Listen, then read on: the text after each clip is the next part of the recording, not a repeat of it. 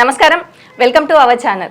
2023 సంవత్సరం ముగించుకొని 2024 సంవత్సరంలో అడుగుపెడుతున్న సందర్భంగా ఏ రాశి వారికి ఎలా ఉండబోతుంది, అంటే ద్వాదశ రాశుల వారికి ఎలా ఉండబోతుంది 2024లో అని మనకి తెలియజేయడానికి ప్రస్తుతం మనతో పాటు ముళ్ళపూడి సత్యనారాయణ మూర్తి గారు ఉన్నారు. వారితో మాట్లాడేద్దాం. నమస్కారం గురుగారు. నమస్కారం అమ్మా సృజన. గురుగారు, 2024 సంవత్సరాంతం ద్వాదశ రాశుల వారికి ఎలా ఉండబోతుంది, అంటే ఈ సంవత్సరంలో గ్రహ మార్పులు జరిగే అవకాశం ఉంది అనేసి అంటారా? ఏ గ్రహాలు మార్పు జరుగుతున్నాయి అని అంటారు? మనకి 2023 సంవత్సరం it is a splendid year అనమాట, ప్రాస్పరస్ ఇయర్. అది ముగింపు వస్తుంది మనకి.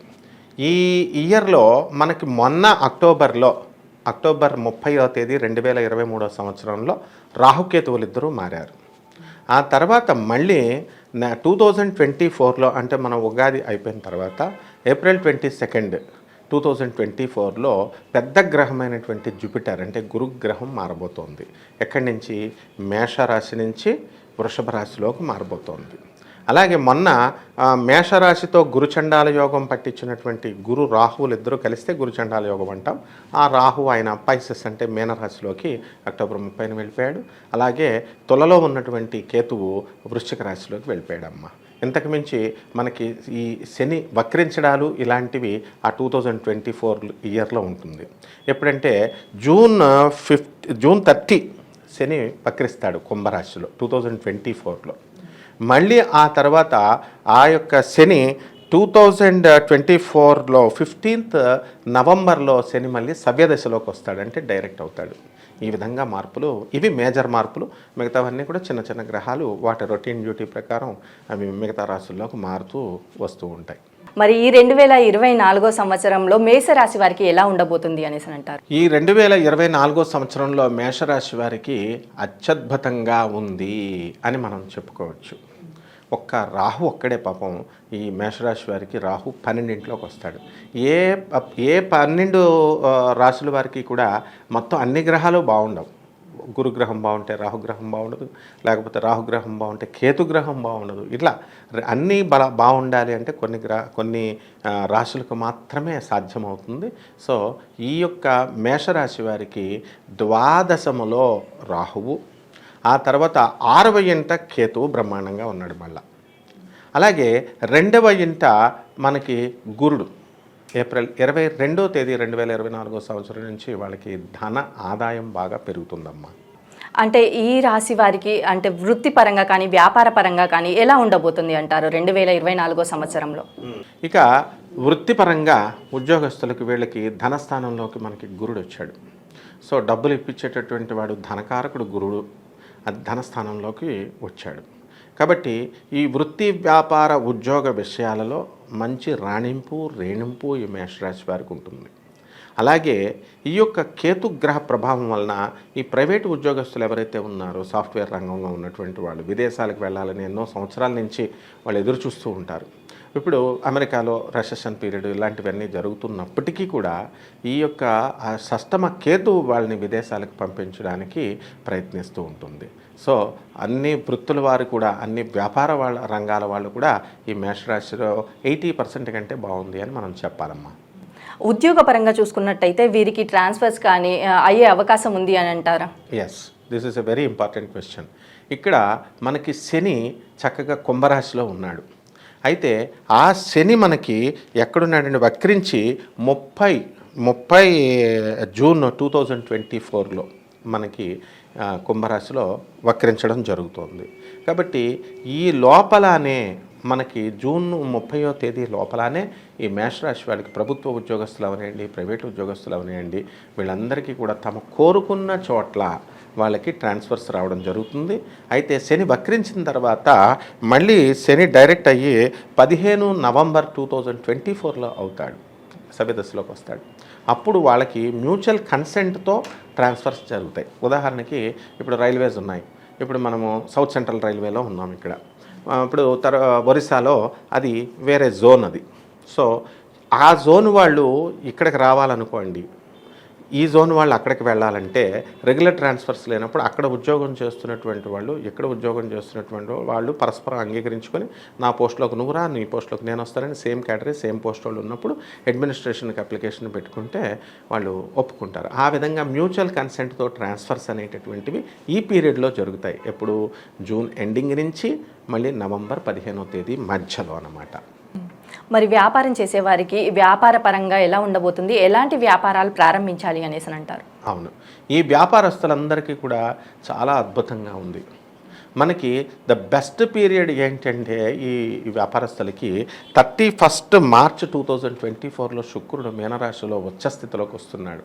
కాబట్టి ఫుడ్ ఇండస్ట్రీ, టెక్స్టైల్ ఇండస్ట్రీ, ఆ తర్వాత డిపార్ట్మెంటల్ స్టోర్సు, కిరాణా వ్యాపారాలు, వజ్రాలు, గోల్డ్ షాప్సు, అలాగే ఈ యొక్క సినీ సంగీత సాహిత్య రంగాలకు సంబంధించినటువంటి మీడియా, ఇలాంటి పరికరాలు అమ్మేటటువంటి వాళ్ళు, లీజుకి ఇచ్చేటటువంటి వాళ్ళు, ఈ వ్యాపారాలన్నీ కూడా చాలా బ్రహ్మాండంగా, హాస్టల్స్ ఇవన్నీ కూడా చాలా బాగుంటాయి. అలాగే మరి ఎలక్ట్రానిక్స్ సంబంధించి సేల్స్ అండ్ సర్వీస్ షాప్స్ ఉంటాయి మనకి, ఈ బజాజ్ ఎలక్ట్రానిక్స్ ఇలాంటివన్నీ కూడా. సో ఈ ఎలక్ట్రానిక్స్ రంగం మధ్యమంగా ఉంటుంది, మిశ్రమంగా ఉంటుంది. ఇక సాఫ్ట్వేర్ ప్రాజెక్ట్స్ ఉంటాయి, ఇండస్ట్రీస్ అవన్నీ కూడా. మరి ప్రాజెక్ట్స్ వీళ్ళకి రావన్నమాట అంత పెద్దగా. ఈ ఎలక్ట్రానిక్స్ రిలేటెడ్ తప్ప మిగతా అన్ని రంగాల్లో బాగుంది. అయితే శని లాభస్థితిలో ఉండడం వలన మనకి శని ఐరన్ బేస్డ్ ఇండస్ట్రీస్ ఉంటాయి, టాటా స్టీల్స్ అండ్ అట్లాగా, తర్వాత scrap iron business, oil business, food fats, fertilisers, ఇట్లాగా ఈ వ్యాపారాలన్నీ కూడా అద్భుతంగా ఉంటాయమ్మా. కాబట్టి ఇటువంటి వ్యాపారాలు వీళ్ళంతా కూడా ఈ సంవత్సరంలో వీళ్ళు స్టార్ట్ చేసుకోవచ్చమ్మా. మరి ఈ రాశి వారికి ఆర్థికంగా ఎలా ఉండబోతుందంటారు ఈ సంవత్సరంతో? మేషరాశి వాళ్ళు ఎప్పుడు కూడా ధనవంతులే. వీళ్ళకి ఆర్థిక పుష్కలత అనేటటువంటిది, పరిపుష్టి అనేటటువంటిది బ్రహ్మాండంగా ఉంటుంది. ఇక ఈ గురుడు ఏప్రిల్ 22వ తేదీన మనకి 2024 సంవత్సరంలో ధనస్థానంలోకి రావడం వల్ల ఇంకా అభివృద్ధి చెందుతారు. వీళ్ళు ఆర్థికంగా ఇంకా బలం పుంజుకుంటారు. So they will become economically sound. ఈ రాశి వారికి ఆరోగ్యపరంగా ఎలా ఉండబోతుంది అంటారు? ఆరోగ్యపరంగా మనకి ఎప్పుడైతే రాహువు వ్యయస్థితిలోకి వచ్చాడో, ఉన్మాద సంబంధమైనటువంటి మానసిక టెన్షన్స్ సంబంధించి, ఈ మానసిక టెన్షన్స్ అనేటటువంటి వీళ్ళు కోరి తెచ్చుకుంటారు. ఎలా అంటే వీళ్ళ సమస్యలు కాకుండా ఎదురింటి వాళ్ళ సమస్యలు, పక్కింటి వాళ్ళ సమస్యలు, ఊళ్ళో ఉన్న సమస్యలన్నీ కూడా ఆలోచించి బుర్ర పోగొట్టుకొని వీళ్ళు తద్వారా టెన్షన్స్ వచ్చినప్పుడు ఏమవుతుంది, హైపర్ టెన్షన్స్ ఇవన్నీ రావడం వల్ల షుగర్ వ్యాధిలోకి రావడం జరుగుతుంది. ఎప్పుడైతే గురుడు శుక్రుడి ఇంట్లో ఉన్నాడో ఇండైజెషన్ ప్రాబ్లమ్స్, తర్వాత ఫుడ్ పొల్యూషను, ఆ తర్వాత బైల్ జ్యూస్ అంటే జాండిస్ ఇలాంటివన్నీ కూడా, బైల్ జ్యూస్ అన్నీ కూడా ప్రాబ్లమ్స్ ఇవన్నీ కూడా రావడానికి అవకాశాలు ఉన్నాయి. ఇంతకు మించి మేజర్ ప్రాబ్లమ్స్ ఏమీ రావన్నమాట. సో ఈ యొక్క అది కూడా ఎప్పుడండి, ఈ నవంబర్ 16 లోపల, అంటే అక్టోబర్ నవంబర్ మధ్యలో ఈ ప్రాబ్లం వస్తుంది. అలాగే ఈ యొక్క రవి నవంబర్ 16, 2024 సంవత్సరంలో వృశ్చిక రాశిలోకి అష్టమ స్థితిగతుడై ఉండడం వల్ల ఈ అక్టోబర్ నవంబర్ నెలల్ని మనం కొంచెం జాగ్రత్తగా చూసుకోవాలా. ఎలాగో కూడా మనం ఆశ్వేజ మాసం, ఆషాఢ మాసాన్ని, దక్షిణాయనంలో రాబోయేటటువంటి దాన్ని దక్షిణపు కోరలు అంటాం. అప్పుడే మనకి ఈ ఇన్ఫెక్షస్ డిజీజెస్ ఇవన్నీ కూడా స్ప్రెడ్ అవ్వడానికి అవకాశాలు ఉంటాయి. సో ఇంతకు మించి పెద్దగా వీళ్ళకి ఏమీ లేవమ్మా. అంటే వీరికి కుటుంబ పరంగా ఎలా ఉండబోతుందంటారు? వీరికి సపోర్ట్ లభించే అవకాశం ఉంది అనేసి అంటారా? బ్రహ్మాండంగా ఉంటుంది. వీళ్ళకి ఇంట్లో ఆడవాళ్ళు పాపం ఉద్యోగాలు చేస్తూ, తర్వాత ఇంట్లో పనులు చేస్తూ మమ్మల్ని గుర్తించట్లేదు అనేటటువంటి అసంతృప్తితో కూడినటువంటి మహిళలు 80% మంది ఉంటారు. వీళ్ళందరికీ కూడా ఊరట లభిస్తుందన్నమాట. ఫ్యామిలీ మెంబర్స్ సపోర్ట్ ఉంటుంది. అలాగే వీళ్ళు హైయర్ ఎడ్యుకేషన్కి ఎంకరేజ్ చేస్తారు, అత్తమామలు అవనియండి, భర్తలు అవనియండి. అలాగే తల్లిదండ్రుల దగ్గర ఉన్నటువంటి అన్మ్యారీడ్ ఉమెన్ ఎవరైతే ఉన్నారో అటువంటి వాళ్ళకి తల్లిదండ్రుల సపోర్టు, బ్రదర్స్ సపోర్టు ఇవన్నీ కూడా రావడం జరుగుతుంది. అయితే వీళ్ళంతా కూడా మనకి కుజుడు వక్రించే లోపల చేసుకోవాలి. కుజుడు మనకి 7th డిసెంబర్ 2024లో ఈ యొక్క కుజుడు వక్రించి కర్కాటక రాశిలో నీచపడతాడు. సో అప్పుడు మనకి ఆ మంత్స్లో మనకి, అంటే ఎండింగ్లో మనకి సపోర్ట్ అనేటటువంటిది తగ్గుతుంది. కాబట్టి ఈ యొక్క మిగతాదంతా కూడా పీరియడ్ అంతా కూడా గోల్డెన్ జూబ్లీ ఇయర్ లాగా ఉందమ్మా. అలాగే మరి విద్యార్థులకు విదేశాలకు వెళ్ళాలి అనుకునే వారికి ఎలా ఉందంటారు? బ్రహ్మాండంగా వెళ్ళిపోతారు వాళ్ళు. ఎందుకంటే గురుడు ధనస్థానంలోకి వచ్చాడు, విద్యాస్థానంలో. తర్వాత 6వ ఇంట్లోకేమో కేతు ఉన్నాడు. కాబట్టి విద్యార్థులు కొంచెం ఎక్కువ ఎఫర్ట్ పెట్టినట్లయితే వాళ్ళకి అత్యధికమైనటువంటి మార్కులు రావడానికి అవకాశాలు ఉన్నాయి. స్కూల్ పిల్లలు, collegiate education and university level students, research scholars వీళ్ళందరూ కూడా అద్భుతంగా రాణిస్తారు. అలాగే విదేశాలలో డబ్బులు లేనటువంటి వాళ్ళు ఎవరైనా ఉంటే వాళ్ళు ఇండియన్ యూనివర్సిటీస్లో వీళ్ళు మెరిట్ మీద సెలెక్ట్ అయిపోతారు. అలాగే విదేశాలకు వెళ్ళి డబ్బులు ఉన్నటువంటి వాళ్ళు మరి స్టాన్ఫర్డ్ యూనివర్సిటీ లాంటి యూనివర్సిటీస్లో కూడా, కేంబ్రిడ్జ్ యూనివర్సిటీస్ లాంటి యూనివర్సిటీస్లో కూడా పిలిచి వీళ్ళకి సీట్లు ఇస్తారు. కాబట్టి ఈ విద్యార్థులు ఎప్పుడంటే ఈ యొక్క డిసెంబర్ మనకి ఆ 7th మనకి కుజుడు వక్రించేటప్పుడు కాస్త ఎడ్యుకేషన్లో వెనుకబడడానికి అవకాశాలు ఉంటాయి. ఆ పీరియడ్లో కాకుండా మిగతా పీరియడ్స్లో అంతా కూడా అత్యద్భుతంగా ఉంటుందమ్మా. మరి ఈ మేషరాశి వారిలో కొంతమంది కోర్టు సమస్యలతో బాధపడుతూ ఉంటారు. మరి కోర్టు సమస్యల నుంచి బయటపడే అవకాశం ఉంది అంటారా ఈ సంవత్సరం? ఇది చాలా మేజర్ ప్రాబ్లం. ఇది వరకు అనారోగ్య సమస్యలు ఎక్కువ ప్రాబ్లం కింద చెప్పుకునేవాళ్ళం, వివాహాలు ఎక్కువ ప్రాబ్లం కింద చెప్పుకునేవాళ్ళం. ఇప్పుడు శత్రువులు పెరిగిపోయారమ్మా. అందువలన ప్రతి ఒక్కరికి కోర్టు సమస్యలే. అందుకే నువ్వు గమనించవలేదో, ఇంతకుముందు మన చిన్నప్పుడు లక్ష్మి, సరస్వతి, పార్వతీ తల్లుల్ని పూజ చేసేవాళ్ళం. ఇప్పుడు ఆ అమ్మవార్లు డౌన్ అయిపోయారు, అదృశ్యమైపోయారు వాళ్ళు పాపం. ఇప్పుడు ఎవరంటే వారాహి, ప్రత్యంగిర, బగలాముఖి, దశమహావిద్యలు బయటకు వచ్చేసినాయి. ఎందువలన అంటే వీళ్ళంతా కూడా శత్రువులను ఇమీడియట్ చీల్చి చెండాడతారు, రివర్స్ చేస్తుంది ప్రత్యంగిర అనేటటువంటి ప్రచారం ఒక 20 years నుంచి బాగా పెరగడం వల్ల. దానికి మెయిన్ కారణం ఏమిటి? ఈ యొక్క శత్రువులు పెరగడం. అంటే ఈ కోర్టు సమస్యల్లో ఖచ్చితంగా మేషరాశి వారు అద్భుతంగా బయటకు వచ్చేస్తారు. ఎవరైతే ఈ కుజుడు మనకి ఈ డిసెంబర్ నెలలో వక్రించడము, అలాగే కుజస్థానాల్లోకి బుధుడు వక్రించి నవంబర్ 26, 2024లో ఈ యొక్క వృశ్చిక రాశిలోకి రావడము, ఆ పీరియడ్స్లో తప్ప మిగతా టైంలో వాళ్ళ కోర్టు సమస్యలో వీళ్ళకి అనుకూలంగా తీర్పులు చెప్పబడతాయి. అప్పటికే నేను చెప్పినటువంటి డేట్స్ కంటే కూడా ముందు ఈ జడ్జిమెంట్స్ అన్నీ కూడా రిజర్వ్ చేయబడి ఉంటే అత్యద్భుతంగా వీళ్ళకి కోర్టుల్లో విజయాలు సాధిస్తారమ్మా. సివిల్ కేసులు, క్రిమినల్ కేసులు రెండు కూడా. ఈ మేషరాశి వారిలో వివాహ ప్రయత్నాలు చేసేవారికి మరి వివాహం జరిగే అవకాశం ఉంది అనేసి అంటారా? ఈ వివాహాలకి అత్యద్భుతమైనటువంటి సమయం ఇది. ఈ యొక్క శుక్రుడు మనకి 31st March 2024లో మనకి మీనరాశిలో ఉచ్చ స్థితిలోకి వస్తున్నాడు. కాబట్టి వివాహాలు ఆ టైంలో బ్రహ్మాండంగా అయిపోతాయి. ఆ తర్వాత ఎప్పుడంటే వివాహాలు కొంచెం కుదుర్చుకొని పెట్టుకోవాలి మనము, ఈ August 25, 2024లో ఈ శుక్రుడు కన్యా రాశిలో కేతువుతో యుతి చెంది ఉంటాడు. ఆ తర్వాత 6వ ఇంట్లో ఉంటాడు. ఇక్కడ భృగశుడు దోషం వస్తుంది. కాబట్టి శుక్రుడు సంపూర్ణమైనటువంటి శుభ ఫలితాలని ఇవ్వజాలడు. కాబట్టి ఆ టైంలో తప్ప మిగతా టైంలో ఈ స్త్రీలందరికీ కూడా వివాహాలు అయిపోతాయి. అలాగే మనకి పురుషులు ఉంటారు, ఎవరైతే వివాహం కానటువంటి బ్యాచులర్స్, ఆ బ్యాచులర్స్కి కూడా ఈ యొక్క గురుడు April 22, 2024లో మనకి ధనస్థానంలోకి రావడం వలన వీళ్ళకి కూడా వివాహాలు అయిపోతాయి అమ్మ. మరి ఈ రాశి వారికి గృహయోగం కానీ వాహన యోగం కానీ ఉంది అంటారా?